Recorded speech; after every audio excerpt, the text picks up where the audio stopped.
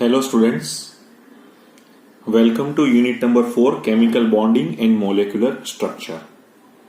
Our continued topic regarding to the NCERT exemplar solutions. In last sessions we completed up to 34 questions and today we starts with a continued portions of question number 35 to onwards. Here the short answer is given like that. Why does type of overlap given in the following figure not result in bond formation?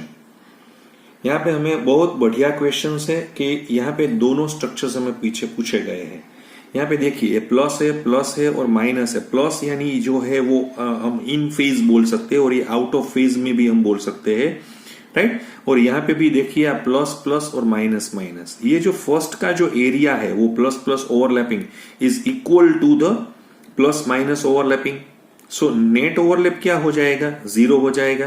लेकिन दूसरे figure में क्या होगा? There is no overlap due to the different symmetry, क्योंकि ये इस तरह से है और दूसरा है ना वो इस तरह से जुड़ा हुआ है. ये यहाँ पे प्लेन पे एक दूसरा यहाँ पे है, तो यानी वो दोनों इस तरह से बॉन्ड फॉर्मेशन नहीं कर पा रहे हैं.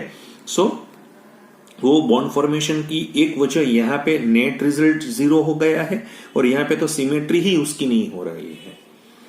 फिर यहाँ पे पूछा गया है कि explain why PCl5 is trigonal bi pyramidal but IF5 square pyramidal. हमें मालूम है कि PCl5 में जो फॉस्फोरस का जो यहाँ पे इलेक्ट्रॉनिक कॉन्फ़िगरेशंस दिखाया हुआ है, ये नियोन है यानी 10 इलेक्ट्रॉन है, 12 13 14 15 हो गए. और एक्साइटेड स्टेट में जो नियोन का यहाँ पे जो चला जा रहा है तो वो sp3d हाइब्रिडाइजेशन करने की वजह से वो ट्राइगोनल बाय पिरामिड में चले गए. यानी 3 है वो यहाँ पे इक्विटोरियल में है और 2 एक्सियल में है. लेकिन IF5 में क्या हुआ है कि उसकी जो ग्राउंड स्टेट पोजिशन यहाँ पे दिखाई गई है तो 5s 5p, ठीक है.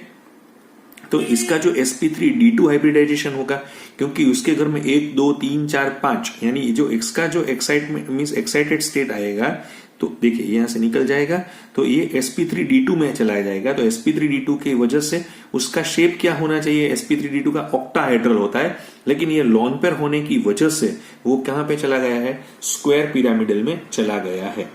समझ में आ रहा है? sp3d2 है लेकिन shape of IF5 square pyramidal due to the lone pair की वजह से वो यहाँ पे हमें मिल सकता है. क्लियर? सॉरी ये बिल्कुल सही था.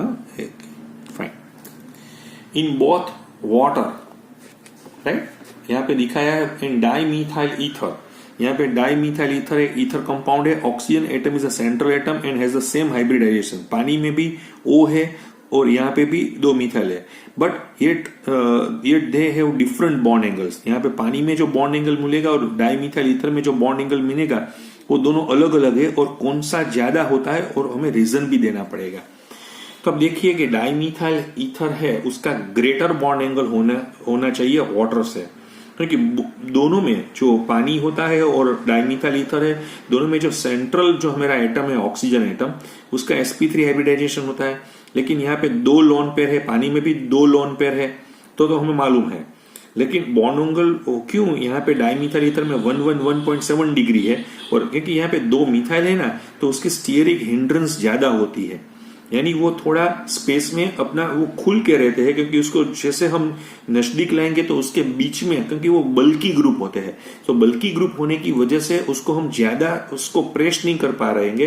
लेकिन वाटर में हम ज्यादा प्रेस कर पा रहे हैं क्योंकि हाइड्रोजन इतना बल्की नहीं होने की वजह से उसके जो बॉन्ड एंगल है वो मुझे 104.5 डिग्री में मुझे मिलेगा.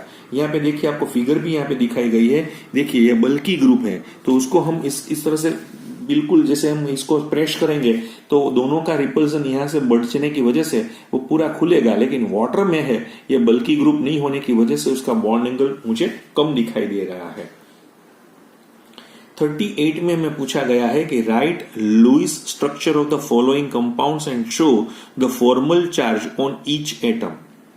वो तो हमें एकदम बिल्कुल हमारे पास तो एकदम क्लियर है. आप अपनी तरह से भी ट्राई कर सकते हैं कि HNO3 का ये स्ट्रक्चर है. हमें नाइट्रोजन का फॉर्मल चार्ज देखेंगे तो मुझे यहाँ पे 1 मिलेगा. ये ऑक्सीजन का जो मुझे यहाँ पे दिखाई दे रहा है तो उसका मुझे 0 मिल जाएगा. ये ऑक्सीजन डबल बॉन्ड के साथ जुड़ा हुआ है उसका भी 0 हो जाएगा. ये ऑक्सीजन का -1 यानी +1 और -1 का नेट फॉर्मल चार्ज 0 हो जाएगा. तो ये तो हम अपनी तरह से आपको थोड़ी प्रैक्टिस करके, और हमने काफी प्रैक्टिस यहाँ पे की भी हुई है, इसलिए ज्यादा हम डीप में नहीं जाएंगे। इस तरह से हमें NO2 का भी पूछा गया है कि भाई इसका भी मुझे NO2 है, उसका प्लस और माइनस है, यानी ये नाइट्रोजन का प्लस आएगा, इसका फॉर्मल चार्ज -1 और इसका 0 हो जाएगा, यानी नेट 0 मुझे मिल जाएगा। इस तरह से हमें H2SO4 का भी फॉर्मल चार्ज देखना पड़ेगा। तो वो आप अपनी तरह से कुछ अपनी प्रैक्टिस कीजिए। फिर भी मैंने आपको बोला है कि मैं उसकी PDF मैं आपको यहाँ पे फॉरवर्ड भी कर पाऊंगा। नेक्स्ट क्वेश्चन हमें पूछा गया है 39 नंबर का। The energy of sigma 2pz molecular orbital is greater than π2px and π2py molecular orbitals in nitrogen molecule. समझ में आ रहा है? ठीक है। Right the complete sequence of energy levels in the increasing order of the energy in the molecule. Compare the relative stability and magnetic behaviour of the following species. यहां पे मुझे दिया हुआ है वो है N2 है, एक है मेरे पास N2 प्लस है, यहाँ पे N2 प्लस है, एक N2 माइनस है और N2 2 प्लस है। तो हमें मालूम है कि N2 में तो हमें क्लियर ही है हम कि sigma 1s sigma star 1s2 sigma 2s2 sigma star 2s2 π2px पहले आएगा, बाद π2pi, वो दोनों इक्वल एनर्जी वाले हैं, और सिग्मा 2pz और उसका bond order total number of electrons 14 होने की वजह से 3 है, कोई भी अनपेड इलेक्ट्रॉन नहीं है, यानी डाई मैग्नेटिक है, वो तो हमें सबको मालूम ही है। फिर हमें N2 प्लस में यानी 14 इलेक्ट्रॉन्स नहीं है, इसमें अभी 13 इलेक्ट्रॉन्स है, तो यानी 2.5 में वो चला जाएगा, पैरामैग्नेटिक तो है ही। और N2 -1 में फिर से क्या हो गया है, तो कि N2 -1 में अभी इलेक्ट्रॉन मेरे पास है 15 इलेक्ट्रॉन्स में चले गए हैं, तो 15 इलेक्ट्रॉन्स में से मेरा बॉन्ड ऑर्डर मुझे 2.5 मिलेगा, वो भी पैरामैग्नेटिक है। और N2+2 में चला गया है, तो अभी वो N2+2 यानी 12 इलेक्ट्रॉन होने की वजह से उसका बॉन्ड ऑर्डर 2 हो गया है, इसमें कोई भी अनपेड इलेक्ट्रॉन नहीं है, यानी वो डाईमैग्नेटिक है। तो ज्यादा बॉन्ड ऑर्डर मुझे कहां पे मिल रहा है? N2 में मिल रहा है। बाद में वो जो N2 माइनस और N2+ वो तो सेम ही बॉन्ड ऑर्डर है, क्योंकि दो में 2.5 दोनों में सेम ही है, और लास्ट में N2+2 मुझे दिखाई दे रहा है। समझ में आ रहा है? तो इस तरह से हम स्टेबिलिटी की बात यहाँ पे समझा सकते हैं। वो भी मैंने आपको वैलेंस बॉन्ड थियरी में मैंने आपको मोलेक्युलर ऑर्बिटल थियरी में वो पहले से ही मैंने आपको पढ़ा दिया हुआ है। What is the effect of the following process on the bond order in N2 and O2? यानी N2 में से N2+ बनने की वजह से उसका बॉन्ड ऑर्डर में क्या दिक्कत आ रही है हमें मालूम। देखिए बहुत सिंपल है, N2 में कितने हैं 14, इसमें कितने हो गए 13, यानी इसमें कितने बॉन्ड है 3, इसमें क्या हो जाएगा 2.5, यानी वो डिक्रीज हो जाएगा। यहाँ पे क्या होता है 16 इलेक्ट्रॉन है, इसमें से 15 में चले गए, यहाँ पे 2 है तो वो 2.5 में चले जाएंगे, तो वो क्या हो जाएगा इंक्रीज हो जाएगा।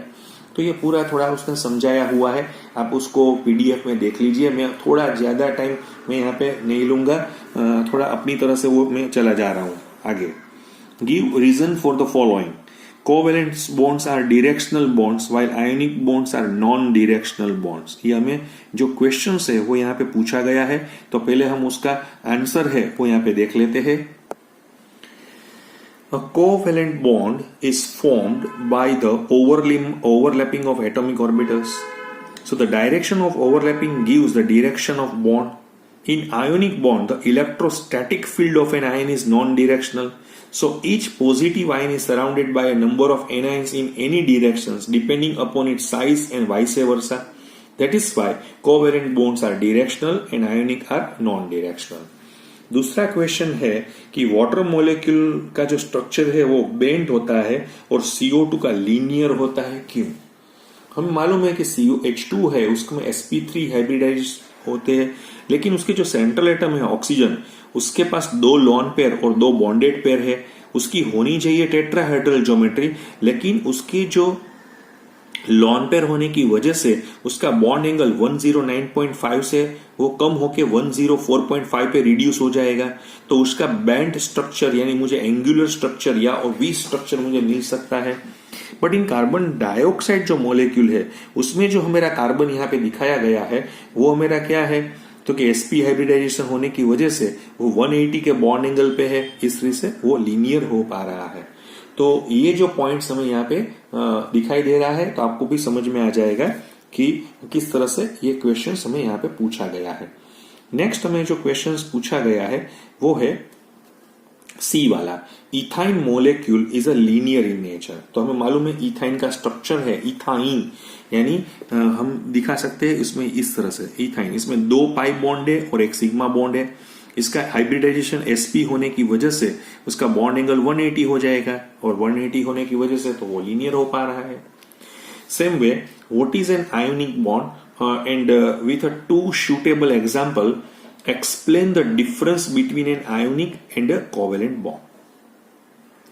तो देखिए, the bond formed as a result of electrostatic attractions between the positive and negative ions was termed as a electrovalent bond और आयोनिक बॉन्ड।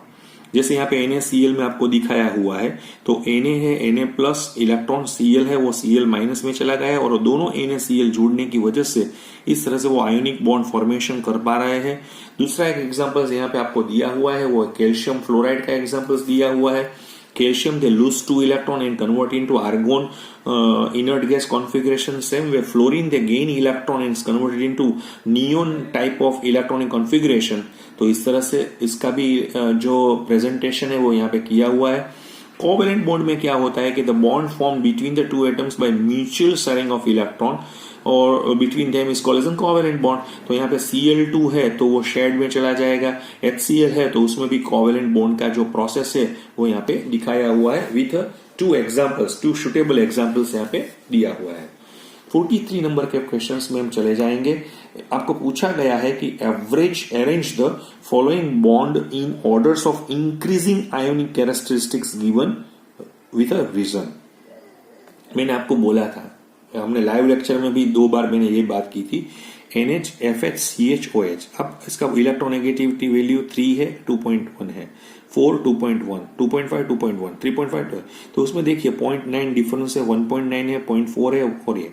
तो इसका मतलब यहाँ पे इसका आयोनिक बॉन्ड जो है वो ज्यादा होगा, बाद में OH का आ जाएगा, बाद में CH और NH। तो NH पहले आ जाएगा 0.9 में है और लास्ट में CH है। इस तरह से हम आयोनिक कैरेक्टरिस्टिक्स हम दिखा सकते हैं या निकाल भी सकते हैं। फिर से पूछा गया है कि explain why carbonate ion can not be represented by a single Lewis structure and how it can be the best represented. हमें मालूम है कि a single Lewis structure of CO3-2 ion can not explain all the properties of this ion. जैसे हमें मालूम है कि सभी की बॉन्ड लेंथ है वो एक्सपेरिमेंटली CO3 में आइडेंटिकली मिली हुई है, यानी इक्विवेलेंटली मिली हुई है। लेकिन यहाँ पे जो हम एक ही स्ट्रक्चर दिखाएंगे तो हमें मालूम है कि C डबल बॉन्ड हो, यानी डबल बॉन्ड की कम हो जाएगी, सिंगल बॉन्ड की ज्यादा हो जाएगी। तो इसका मतलब यह हुआ कि प्रैक्टिकली तो आइडेंटिकल होने की वजह से या इक्विवेलेंट होने की वजह से उसमें रेजोनेंस होना चाहिए। तो ये रेजोनेंस स्ट्रक्चर में हमें डबल बॉन्ड का जो कॉम्बिनेशन है वो हमें दिखाना पड़ेगा। यहाँ पे एक निकाल देता हूं, यहाँ पे एक थोड़ा प्रॉब्लम है, CO3-2 का जो प्रॉब्लम है, और यहाँ पे भी एक मुझे निकालना पड़ेगा, ये थोड़ी मिस्टेक है, प्रिंटिंग मिस्टेक है। इसका रेजोनेंस हाइब्रिड यहाँ पे दिखाया हुआ है। हमें एक स्ट्रक्चर से हमें मालूम नहीं पड़ता है, हमें मालूम है कि C डबल बॉन्ड और डबल बॉन्ड हो और CO सिंगल बॉन्ड है, but actually all the bonds are found to be identical with the same bond length and same bond strength. तो इसलिए हमें रेजोनेंस का सहारा मुझे यहाँ पे लेना पड़ रहा है। 45 नंबर के क्वेश्चंस में पूछा गया है कि predict the hybridisation of each carbon in the molecule of organic compound given below, right, और also indicate the total number of sigma and pi bond. देखिए यहाँ पे ट्रिपल बॉन्ड होने की वजह से ये sp होगा, ये भी sp होगा, ये डबल बॉन्ड होने की वजह से sp2 में चला जाएगा, यहाँ पे चारों सिंगल बॉन्ड से जुड़े होने की वजह से sp3 है, ये देखिए 1 2 और 3 सिग्मा है यानी sp2 में चला जाएगा। तो ये पूरा यहाँ पे दिखाया हुआ है। पाई बॉन्ड देखिए 1 2 3 और 4 पाई बॉन्ड मुझे यहाँ पे, और बाकी के आपको गिनने पड़ेंगे कि कितने सिग्मा है, तो आपको 11 सिग्मा बॉन्ड्स यहाँ पे मिल सकते हैं। सेम वे यहाँ पे पूछा गया है कि group the following as a linear and non linear molecule. तो पानी हमें मालूम है कि नॉन लीनियर है।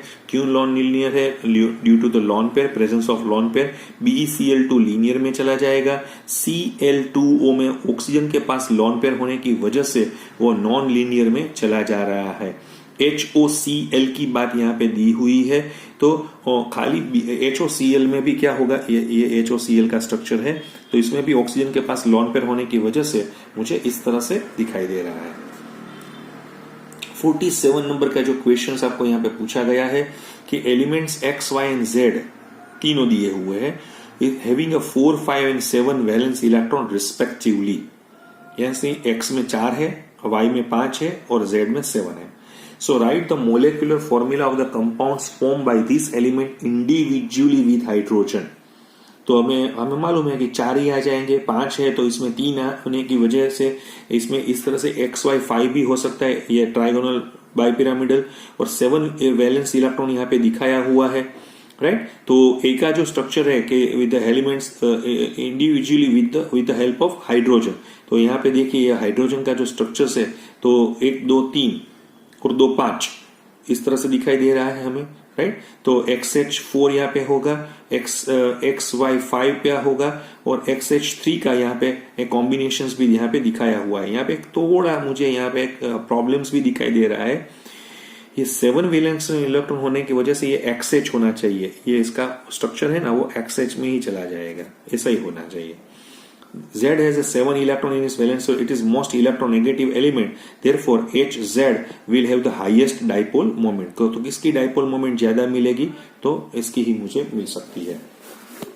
फिर पूछा गया है नंबर 48 में, draw the resonating structure of ozone molecule. Ozone का रेजोनेटिंग स्ट्रक्चर हमें देना पड़ेगा, तो ये तो हमें मालूम ही है कि ओजोन का 2 रेजोनेटिंग स्ट्रक्चर्स हमें मिल रहा है, और एक में मुझे प्लस और माइनस वो भी लिखना पड़ेगा, ये प्लस है, ये माइनस है, अभी ये माइनस है और ये प्लस है, तो इसका रेजोनेटिंग स्ट्रक्चर है। फिर दूसरा नाइट्रेट आयन का यहाँ पे पूछा गया है, तो आप देखिए नाइट्रेट आयन का जो स्ट्रक्चर्स है तो कुछ इस तरह से यहाँ पे दिखाई दे रहा है कि NO3 माइनस है, यहाँ पे NO3 माइनस, फिर O का माइनस यहाँ पे चला गया है, और फिर O का माइनस। इसमें थोड़ी दिक्कत भी है, यहाँ पे डबल बॉन्ड और माइनस दोनों एक साथ नहीं हो पा रहे हैं, तो एक माइनस यहाँ पे मैंने दिया हुआ है, दोनों डबल बॉन्ड में नहीं होते हैं, एक ही डबल बॉन्ड होता है, यानी NO3 माइनस का एक का माइनस मुझे देखिए मैं यहाँ पे उसका सेट कर दे रहा हूं, समझ में आ रहा है, और ये यहाँ पे देखिए fine. Predict the shape of the following molecules on the basis of the hybridization. BCl3 हमें मालूम है कि उसका जो sp2 हाइब्रिडाइजेशन होने की वजह से वो ट्राइगोनल प्लेनर है। मीथेन का हमें मालूम है sp3 होने की वजह से वो टेट्राहेड्रल शेप में चला जाएगा। CO2 का बार बार पूछा जा रहा है, sp होने की वजह से वो लीनियर में चला जाएगा। और NH3 का हमें मालूम है due to sp3 hybridization but presence of one lone pair, तो वो पिरामिडल शेप में मुझे मिल सकता है। क्वेश्चन नंबर 50 में हमें पूछा गया है कि all the CO bonds in carbonate ions are equal in length. तो हमें मालूम है कि कार्बोनेट्स आयन में 3 बॉन्डेड पेयर है, एक लॉन पेयर है, ट्राइगोनल प्लेनर है, लेकिन रेजोनेंस होने की वजह से सभी बॉन्ड लेंथ इक्वल हो जा रही है। फिर पूछे 51 में पूछा गया है कि what is the meaning of term average bond enthalpy and why is there difference in bond enthalpy of OH bond in ethanol and water. बहुत बढ़िया क्वेश्चन है। We know that the similar bonds in a molecule do not possess the same bond enthalpy। जैसे पानी में HOH है तो molecule after, जैसे देखिए यहाँ पे एक आप ब्रेक करेंगे तो इसका मतलब ये नहीं कि ये दोनों बॉन्ड की सेम एंथैल्पी होनी चाहिए, क्योंकि ये जो हम ब्रेक करेंगे तो first OH bond after the breaking of the second OH bond undergoes some changes because of the change in chemical environment. Therefore, in polyatomic molecules, the term mean or average bond enthalpy is used. So it is obtained by dividing total bond association enthalpy by the number of bonds broken। यहाँ पे देखिए H2O में से H और OH में चला गया है, तो इसका जो डेल्टा H है 502 है, और दूसरा मुझे OH में से H और O में चला गया है तो इसका 427 है। दोनों का मैंने एवरेज मिला है तो 4.5 किलो जूल पर मोल मुझे यहाँ पे मिल रही है। Same way, so the bond enthalpy of OH bond in C2H5OH and water is different because of the different chemical environment around the oxygen atom। तो ये थोड़ा उसका जो शॉर्ट क्वेश्चंस यानी हमें था। अभी यहाँ पे मेश्ड कॉलम्स हमें यहाँ पे पूछा गया है। हमें मालूम है कि SF4 इसके पास लॉन पेयर होने की वजह से यानी 4 बॉन्डेड पेयर है और एक लॉन पेयर होने की वजह से वो sp3d में चला जाएगा। IF5 देखिए आप, इसमें 5 बॉन्डेड पेयर है, एक लॉन पेयर है, तो वो sp3d2 में चला जाएगा। NO2 प्लस हमें दिखाई दे रहा है, यहाँ पे 2 है, वो बॉन्डेड पेयर है, लॉन पेयर एक भी नहीं है होने की वजह से वो sp में चला जाएगा। और NH4 प्लस में चारों बॉन्डेड पेयर है, 0 लॉन पेयर होने की वजह से वो sp3 में चला जाएगा। ठीक है। 53 नंबर में हमें पूछा गया है कि match the species in column 1 with the geometry shape in column 2। यहाँ पे क्या पूछा गया है, H3O प्लस यहाँ पे दिया हुआ है, H3O प्लस। देखिए हमें मालूम है कि H3O प्लस के पास 3 बॉन्डेड पेयर है और एक लॉन पेयर होने की वजह से वो पिरामिडल शेप में चला जाएगा। ये ट्रिपल बॉन्ड है, ये लीनियर में है क्योंकि sp हाइब्रिडाइजेशन होने की वजह से लीनियर 180 बॉन्ड एंगल में है। ClO2 में 2 बॉन्डेड पेयर है, 2 लॉन बॉन्डेड पेयर होने की वजह से वो एंगुलर शेप में रहेगा। और NH4 प्लस का तो अभी हमने बताया कि 4 बॉन्डेड पेयर और 0 लॉन पेयर होने की वजह से वो टेट्राहेड्रल शेप में मुझे मिलेगा। Match the species in the column 1 with the bond order. देखिए यहाँ पे बिल्कुल बढ़िया क्वेश्चन पूछा गया है। टोटल इलेक्ट्रॉन 15 है, 15 यानी 2.5 में चला जाएगा। CO में 14 है यानी 3 में चला जाएगा। यहाँ पे कितने हो गए, 16 प्लस 1 17 हो गए हैं। तो 17 होने की वजह से वो 2 में नहीं, C वाला है उसमें जो बॉन्ड ऑर्डर 8 to the 16 और 17 में हो गए ना, तो 2 में चला जाएगा। और यहाँ पे नहीं, 2 नहीं है, ये 2.5 में चला जाएगा। और ये O2 में है जो बॉन्ड ऑर्डर मुझे यहाँ पे मिल रहा है, यानी ये इसमें थोड़ा गलती है, ये 3 हो जाएगा और ये 2 हो जाएगा। ठीक है।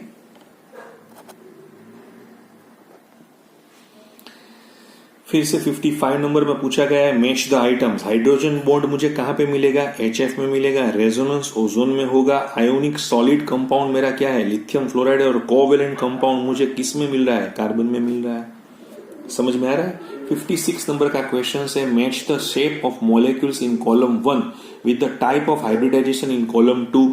टेट्राहेड्रल sp3 में है, ट्राइगोनल प्लेनर sp2 में होता है, लीनियर sp में होता है। बिल्कुल इजी है। ये जो क्वेश्चंस है वो पहले एंड्स के क्वेश्चंस में पूछे जा रहे थे, एसर्शन एंड रीजन। सो ये एसर्शंस एंड रीजंस में क्या होता है कि in the following questions a statement of assertions followed by a statement of reason is given. Choose the correct opinion of the choice given below each question. तो हमें पहले क्या हुआ है कि एसर्शंस मुझे यहाँ पे पूछा गया है कि sodium chloride formed by the action of chlorine gas on sodium metal is a stable compound. बिल्कुल सही है, इसमें कोई गलती नहीं है। उसका जो रीजंस यहाँ पे पूछा गया है कि दिस इज बिकॉज ऑफ, यहाँ पे क्या पूछा गया है, this is because of sodium and chlorine ions acquires octet in the sodium chloride formation. ये भी बिल्कुल सही है, यानी A and R both are correct है और R is the correct explanation of A यहाँ पे दिखाई दे रहा है। दूसरा मुझे यहाँ पे एसर्शन पूछा गया है कि though the central atom of both ammonia in water molecule are sp3 yet H in H bond angle is greater than that of HOH. This is because nitrogen atom has a 1 lone pair and oxygen atom has a 2 lone pair. तो दोनों सही ही है and R is the correct explanation of A. तीसरा हमें यहाँ पे पूछा गया है कि among the two OH bonds in H2O molecules, अभी हमने शॉर्ट आंसर में देखा था, the energy required to break the first OH bond and the other OH bond is the same. No, ये गलत है, ये गलत है, they are not equal, right? दूसरा है यहाँ पे this is because the electronic environment around the oxygen is the same even after the breakage of one OH bond. तो ये भी गलत है, यानी A and R both are false है। सही क्या होना चाहिए, the bond enthalpies of the two OH bonds in HOH are not equal. और दूसरा इसमें this is because the electronic environment around the O is not same after the breakage of one OH bond. Clear? तो ये उसका सही answer होना चाहिए था, यानी हमारा जो आंसर है यहाँ पे है A and R both are false in nature. अभी यहां long answer types of questions भी पूछे जा रहे हैं। Discuss the significance and application of dipole moment.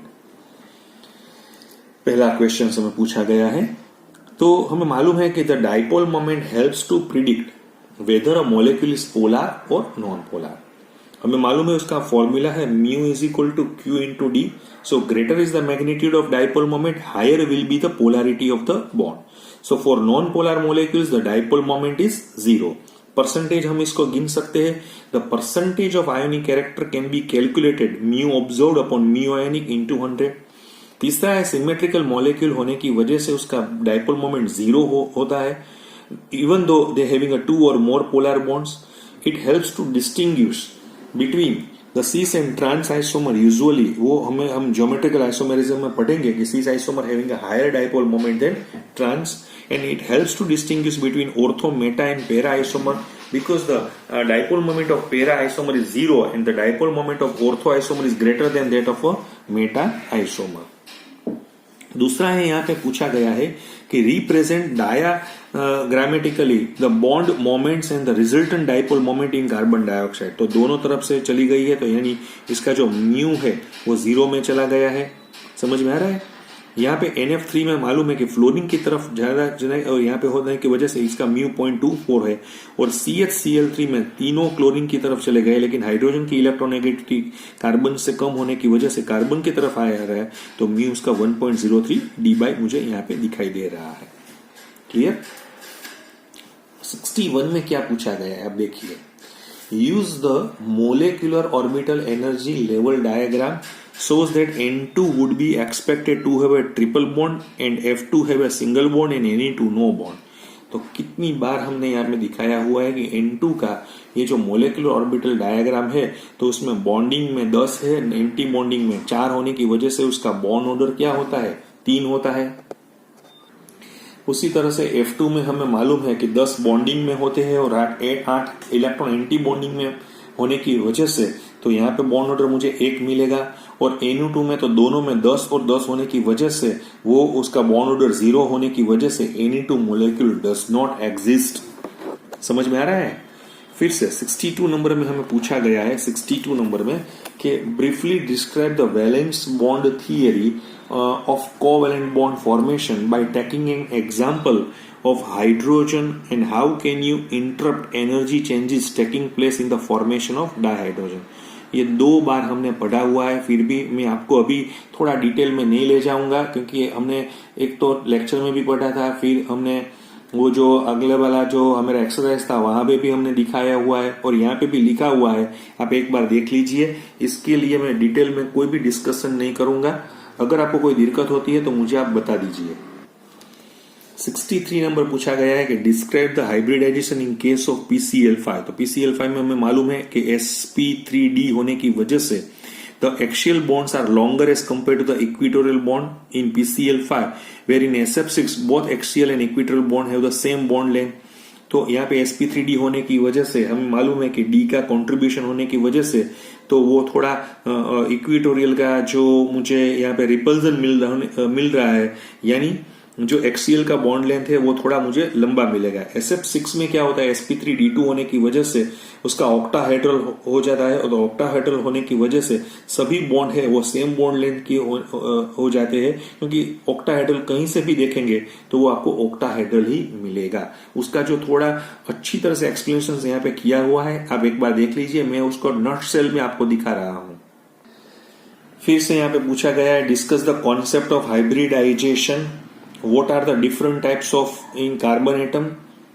हमें मालूम है कि the process of intermixing of the orbitals of slightly different energy or the same energy to produce entirely new orbitals of equivalent energy and identical shape and symmetrically dispose in plane, and new orbitals form are called as an hybrid orbital. Only the orbitals of an isolated single atom can undergo hybridization, and the hybrid orbitals generated are equal in number to that of the atomic orbitals which mix together. Like atomic orbitals, hybrid orbitals cannot have more than 2 electrons of the opposite spin। तो और दूसरा में पूछा गया है कि carbon में हमें क्या मिलेगा, sp, sp2 और sp3 ये मिल सकता है। बी क्वेश्चन हमें पूछा गया है कि what is the type of hybridisation of carbon atoms marked with a star.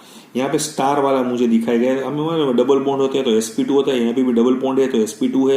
यहाँ पे स्टार किया हुआ है और ये सिंगल बॉन्ड से जुड़े होने की वजह से sp3 है, यहाँ डबल बॉन्ड से जुड़े होने की वजह से sp2 है, यहाँ सिंगल बॉन्ड है यानी sp3 है, यहाँ ट्रिपल बॉन्ड से जुड़े होने की वजह से sp है।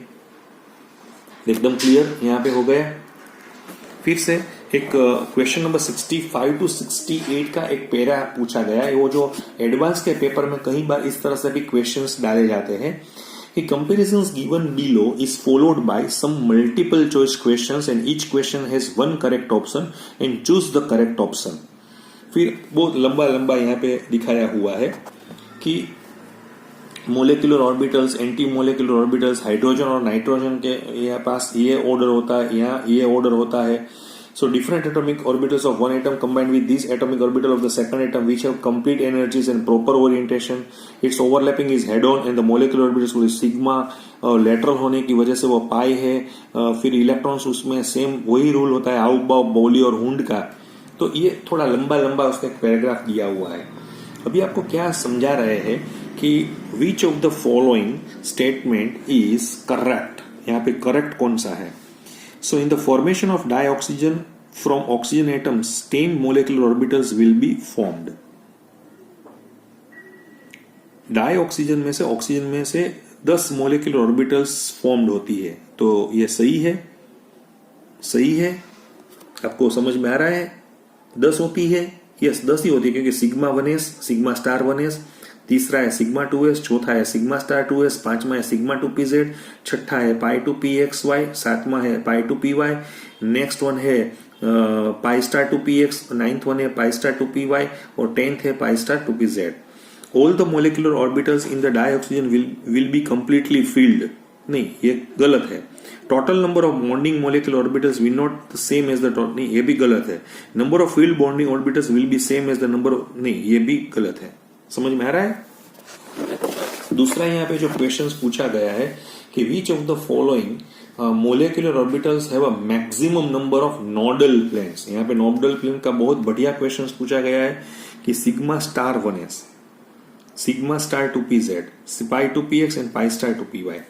तो सिग्मा स्टार 1s में एक ही नोडल प्लेन होता है, सिग्मा स्टार 2pz में भी एक होता है, पाई 2px में एक होता है, पाई 2p स्टार में 2 होता है। किस तरह से देखिए, 1s और 1s का बाय सब्सट्रैक्शन होने की वजह से यहाँ एंटी बॉन्डिंग में मुझे एक यहाँ पे दिखाई दे रहा है। इस तरह से 2pz का जो यहाँ पे सब्सट्रैक्शन होने की वजह से यहाँ पे एक नोडल प्लेन दिखाई दे रहा है। 2px 2py का यहाँ पे देखिए, यहाँ पे नोडल प्लेन मुझे दिखाई दे रहा है और 2py का पे मुझे नोडल प्लेन यहाँ पे दिखाई दे रहा है। यानी मुझे यहाँ पे 2 नोडल प्लेन यहाँ पे दिखाई दे रहे हैं। समझ में आ रहा है। फिर पूछा गया है which of the following pair is expected to have the same bond order. फिर से सेम क्वेश्चन है। 14 इलेक्ट्रॉन, 16 और 14 यानी इसमें नहीं होंगे। इसमें कितने इलेक्ट्रॉन है, 15 और 15, तो ये हो जाएगा। इसमें नहीं है और इसमें भी नहीं है। आप देख लीजिए, आपको समझ में आ जाएगा क्योंकि नंबर ऑफ इलेक्ट्रॉन सेम होने चाहिए। समझ में आ रहा है। यहाँ पे नहीं है, यहाँ पे भी नहीं है, तो ये मेरा आंसर बी यहाँ पे लॉक हो गया है। और आज का जो लास्ट क्वेश्चन है, in which of the following molecule sigma 2pz molecular orbital is filled after pi 2px and pi 2py molecular orbital. कहां पे होगी, N2 में होगी, राइट। क्योंकि बाकी तो सभी में तो पहले सिग्मा आ जाएंगे। एनसीईआरटी एग्जाम्पल का जो पूरा सॉल्यूशंस मैंने आपको यहाँ पे दिखाया हुआ है, उसकी पीडीएफ भी मैं इसके साथ सेंड करूंगा। अगर फिर भी कोई दिक्कत हो तो मुझे आप बता दीजिए। Thank you very much.